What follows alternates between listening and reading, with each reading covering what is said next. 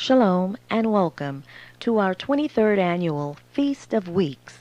This is part 66 of Preparing for Rulership. What happens when you reject the words of Yahweh like you're reading now? You can't benefit from them. What verse are we? Read.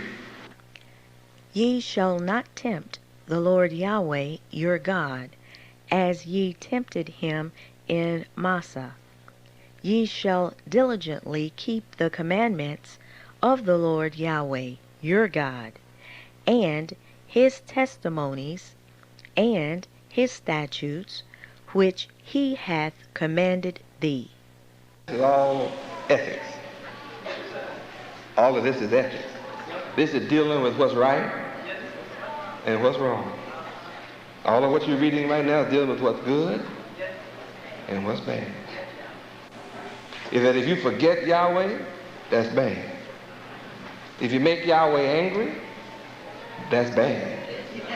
If you tempt Yahweh today like you tempted him in Massah, that's bad. And he will do something bad to you for being bad. So he's showing you that he loves you by teaching you what not to do to incur his anger. Now, if you don't believe what he says here, you can go ahead and tempt him. Then you can find out whether he will do something bad to you or not. Oh, glory. So, well, I didn't know some bad things have been happening to me, but I didn't know Yahweh then. Yeah, well, see, Yahweh said those that don't know will be beaten with a few stripes. And those that do know will be beaten with many stripes.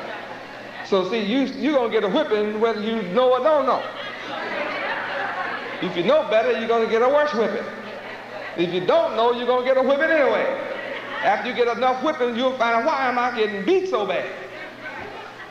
What's this whipping about? Yahweh! He said, you've been bad. You've been a bad boy. You've been nasty. What verse are we? Read. And thou shalt do that which is right and good. See, that's ethics. There it is right there. Ethics deals with the good and the right from the wrong of a situation. So see what you're reading? Ethics. Read again. And thou shalt do that which is right and good in the sight of the Lord Yahweh. Why? That it may be well with thee. And what will happen? And that thou mayest go in and possess the good land which the Lord Yahweh sware unto thy fathers. Now, how would you like to possess a good land? America is a good land. You could possess America. But what must you do in order to possess America? Do that which is what? Good and right in the sight of Yahweh.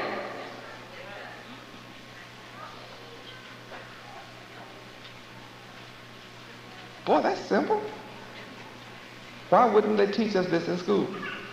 Because the ones that are ruling in bad and wrong.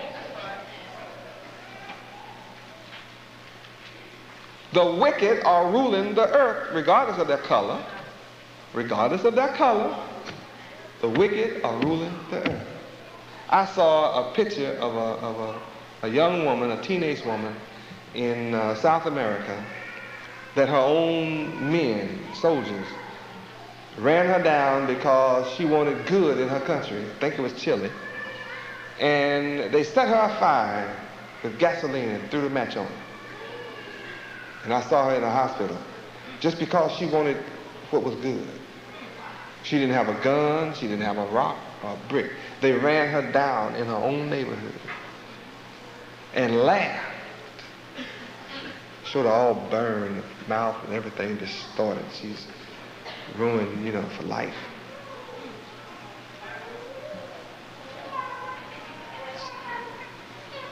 Speak the same language she speaks.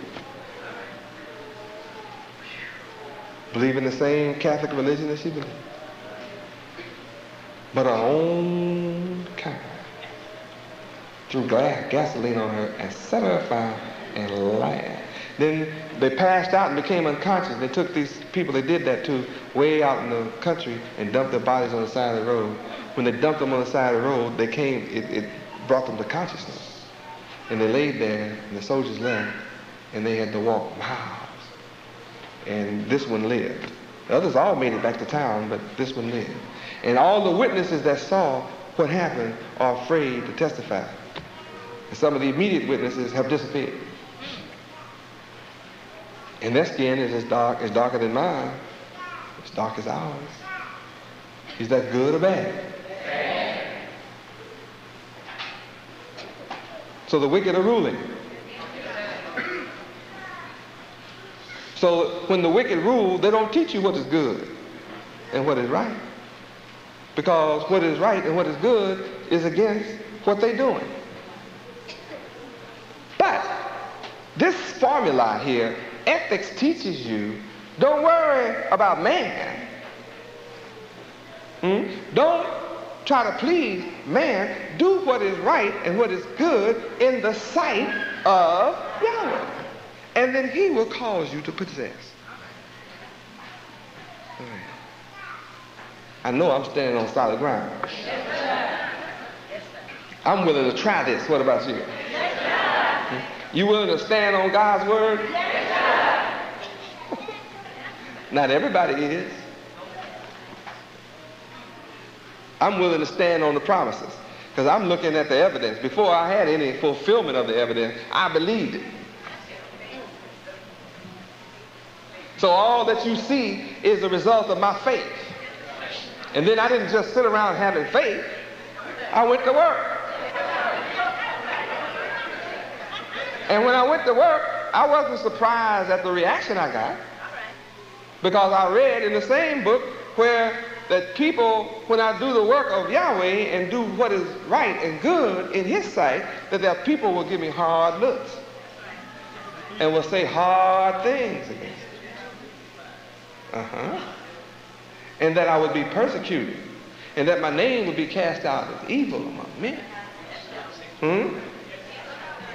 What? And that I would be hated for Yahweh's name's sake. See, I knew all of this when I took the job, but I took it anyway.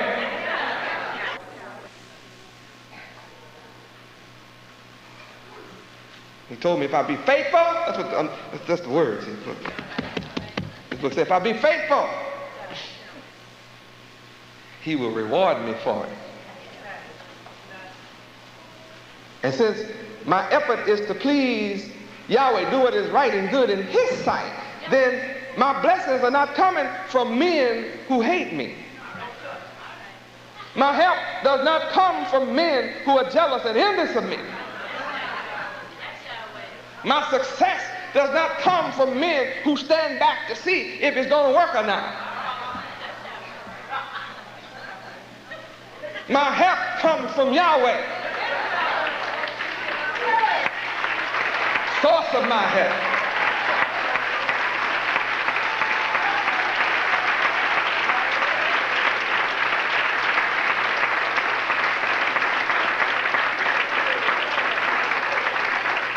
I'm standing on a solid foundation. And all who wake up to Yahweh and come and stand with me get a chance to see this and enjoy this from knowing in advance. What verse are we? Read. To cast out all thine enemies from before thee, as the Lord Yahweh hath spoken. And when thy son asketh thee in time to come, saying, what mean the testimonies, and the statutes, and the judgments, which the Lord Yahweh our God hath commanded you? A smart son to ask a question like that. Read. Then thou shalt say unto thy son, We were Pharaoh's bondmen in Egypt, and the Lord Yahweh brought us out of Egypt with a mighty hand. And the Lord Yahweh showed signs and wonders, great and sore, upon Egypt, upon Pharaoh, and upon all his household before our eyes. Now that's what's happening now. Economy is bad. Industries are shutting down. From last Sunday in the Miami Herald, for several days, headlines, the economy is in trouble. Banks are failing. Hundreds of banks have failed already this year. Hundreds failed last year. Hundreds of savings and loans have failed. There's 1,500 banks on the trouble list that need to close now, have already failed. There's 1,500 savings and loan associations that have already failed, but the doors are open because the federal insurance is broke. FDIC and all the other insurance that backs up the banks. FSLIC is also broke. So if they shut them down, they got to pay the people up to $100,000. They don't have it. Now, with all this money that these politicians steal from us as taxes, why they don't have the money? Where is it? I mean, Reagan is hollering for $200 million to give to some Contras, somebody to fight against the people of Nicaragua. Huh? But doesn't have the money to pay the people that put their money in the bank. That means that somebody has stolen these people's money. I mean, you think about it. If you put $1,000 in the bank, if all of us put $1,000 in the bank, and when we go to the bank and can't get our $1,000, somebody did something to our money. Now, somebody ought to be in jail for that. But see, nobody's going to jail. And to keep everybody from going to jail, or to keep you, they're not going to put none of them in jail anyway, because they're all wicked together. You'll just be either out your money, or they keep the game going and keep the doors open and make you think everything's all right. But there's no money in the safe. And if you question them, they'll tell you. See, if you go in there to get $100,000 at once, then no bank can give it to you. No, they don't have it. You know what has to happen? They have to go say, well, hold it, come back at 3 o'clock or 5 o'clock, we'll have a seat in the lobby, and a few hours later, there'll be several Brinks trucks come up from the Federal Reserve Bank. See, because the bank is broke. The savings and loan is broke. Y'all didn't know that, did you? How many already know that? That's the only way you're going to get that kind of money. They don't have it. You put it in there. You can go in today and put $100,000 in the bank and go back to get it tomorrow, and you got to wait. They don't have it.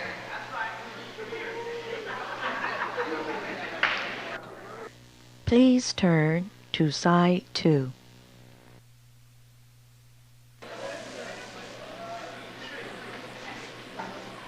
The only thing that's keeping the banks open in America is that people are stupid and dead and blind to the reality that the banks are broke, so they got a false confidence. They got confidence. See, the door's open. But why does it take 21 days for your check to clear? When they have instantaneous electronic bank transfer of the games they play with each other around the world. Oh, it's instant, and it doesn't take a minute.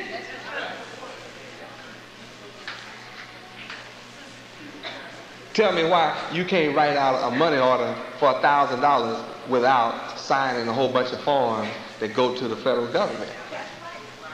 Go try it.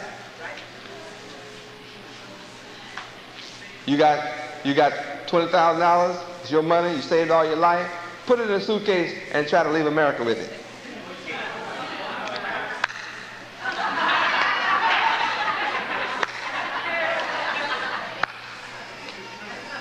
Oh, you didn't know that they will strip search you, take all your clothes off, and confiscate your money? Huh? Go on and try to take it out and say, well, I'm going to be safe. I'm going to take $20,000 and go put it in a Swiss account. Go on and try it.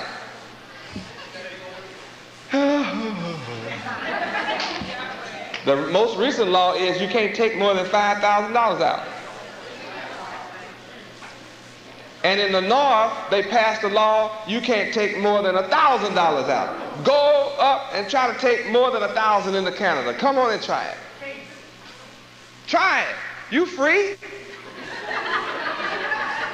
It's your money. You work for it. Take it and put it in your bag and say, white folks, I got $50,000. It's my money. I work for it. Here's my check stub. I'm walking out.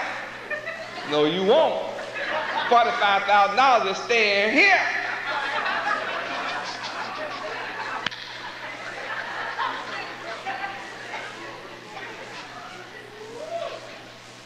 Say, I'm never coming back. Say, well, you'll never get this 45 either. Oh, I can't lie to you. This is the law. You have lost your freedom. When you no longer can control the money that you work for, or save, or accumulate, you have no freedom. The only ones that have freedom in this country are lawyers, and judges, politicians, and stuff. They're the ones that take all what you got. Now they can form a multinational corporation and transfer $200 million or $1 billion by computer right on over in euro dollars tomorrow morning when the telephones open up. 1 billion. Rockefeller can do it. Rockefeller can do it.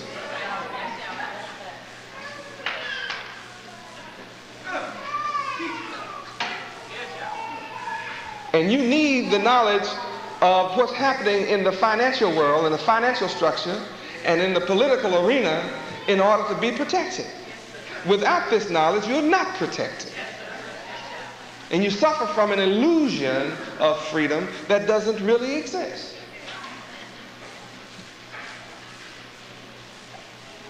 And that is a fact. So the thing that has happened is ethics has not been taught to us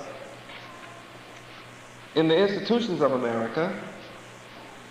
So we've been without the knowledge of the goodness and the badness of reasoning, and we've been without the rightness and the wrongness of our reasoning abilities. And that has made us an open prey to whoever wants to take advantage of us. All right, we're going to finish this. Verse 22. Read. And the Lord Yahweh showed signs and wonders, great and sore, upon Egypt, upon Pharaoh, and upon all his household, before our eyes. Continue. And he brought us out from thence, that he might bring us in, to give us the land which he sware unto our fathers. Here we see the power of Yahweh able to take a people who are under the jurisdiction, authority, in bondage to someone else who has absolute power over their destiny.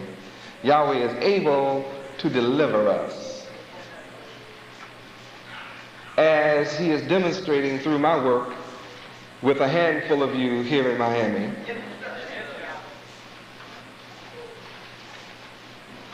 Yahweh is that divine source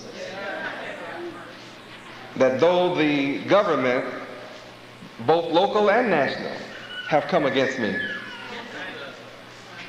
but they are unable to do anything about me.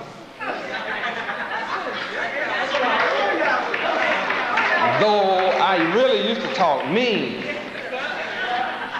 I talked so mean I had everybody afraid to come around me that had substance. You had to be brave to come anywhere near me. But I proved they were unable to do anything about it. I proved that. Now they're happy to have me talking easy. Build and accomplish. But I'm doing what no one else could do with us.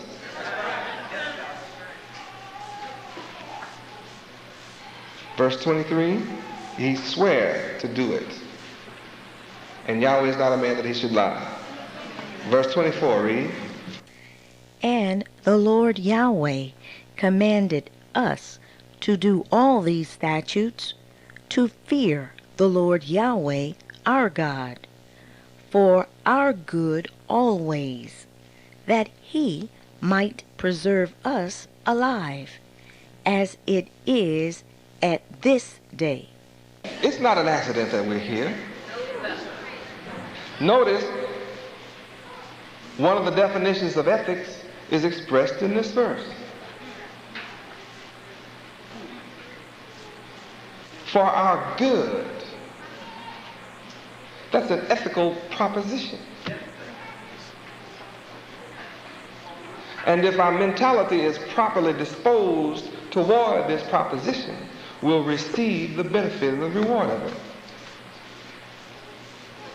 And it's our preservation to do good. Why is it that the schools, once again, why is it that the public institutions, the public schools, don't teach ethics, morality?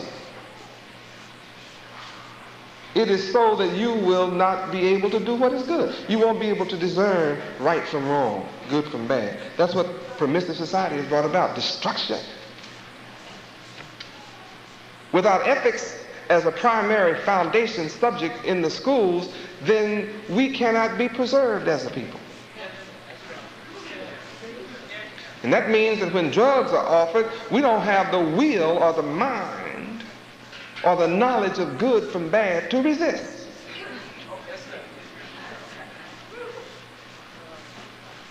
The only ones of our people today who are resisting drugs and alcoholism are those whose parents instill sound values of moral principles, ethical values, establishing integrity of mind.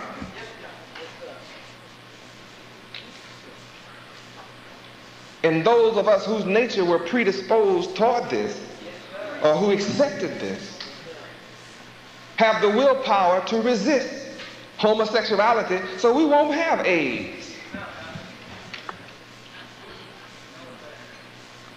Someone can lay their money down.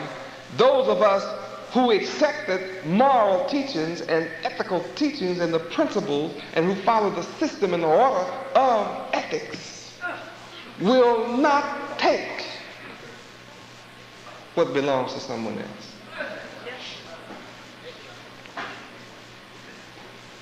But those without the knowledge of ethics, or those who don't receive ethics or morality, will justify taking something from someone else.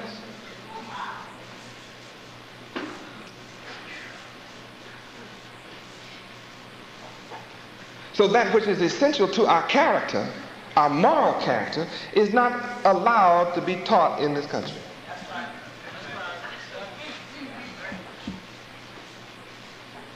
So then you have a group of corrupted students ruling the schools, and they need a gun in the hallway to have a semblance, not true peace, just the appearance of order.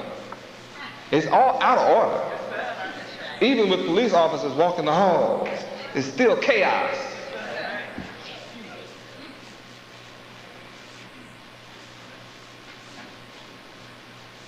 Yet I'm producing students. It's 11 o'clock. And you see discipline. You see order. You see bright faces listening to wisdom, knowledge, and understanding of Yahweh, who love knowledge, who are excited. They're over there taking notes. Can you believe children this young are taking notes all evening? Some of us are adults out here without taking notes. Some of us don't have pen and pencil in hand. You're trying to pretend you have eidetic memories.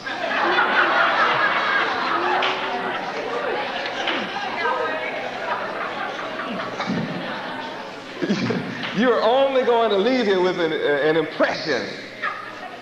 Your ability to recall what actually took place here is going to be dismally slim.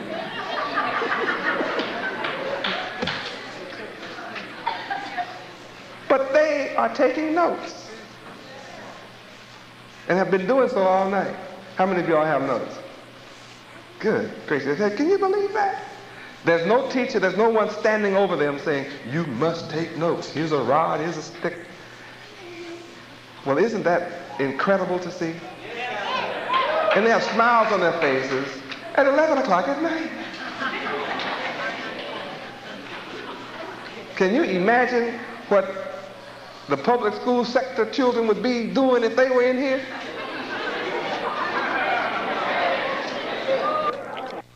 This concludes Part 66 of Preparing for Rulership.